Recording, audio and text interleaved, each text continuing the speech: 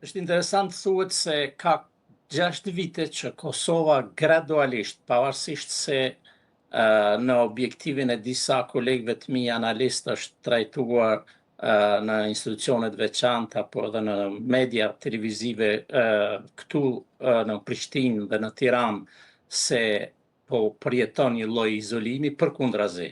Unë kam pikpamjen se është trajtuar si partner serioz.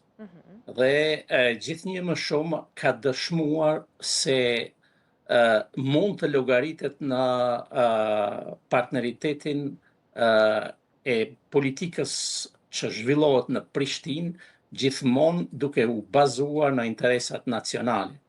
Në këtë pikpamje, sigurisht që rishikimi i pozicionimit të interesit nacional në radhë të parë ka krijuar partner të fuqishëm dhe raporte të fuqishme, sidomos me Britaninë e Madhe, me Gjermaninë, me Kroacinë, me Turqinë, por gjithsesi me gjithë përpjekjet e mëdha ka shpëtuar edhe raportet e mira me Shtetet e Bashkuara të Amerikës, sidomos në rrafshin e sigurisë dhe mbrojtjes. Po, mund të qëndrojmë vetëm një moment këtu, zoti Sadri, ne dim fare mirë që jo gjithmonë është në dorën, po e quaj, e vendeve tona për sa i përket marrëdhënieve që ne kemi me aleatët ndërkombëtar.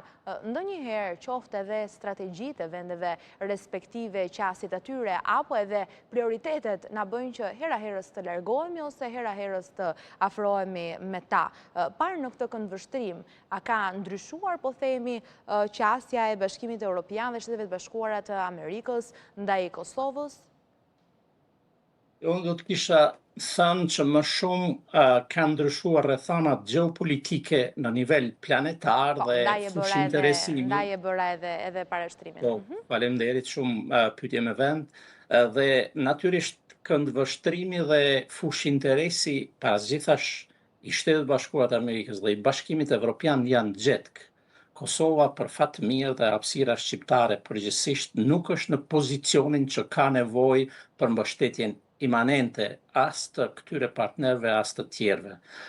Prandaj kthimi i vëmendjes së plotë në lindjen e mesme, në Azinë e largët e tjerë nga ana e Shtetit Bashkuar të Amerikës, ndërkaq lufta në Ukrainë, sidomos për Shtetet e Bashkimit Evropian, ka marrë vëmendjen të shtuar atje dhe është kurorzuar që është e vërteta me sukses.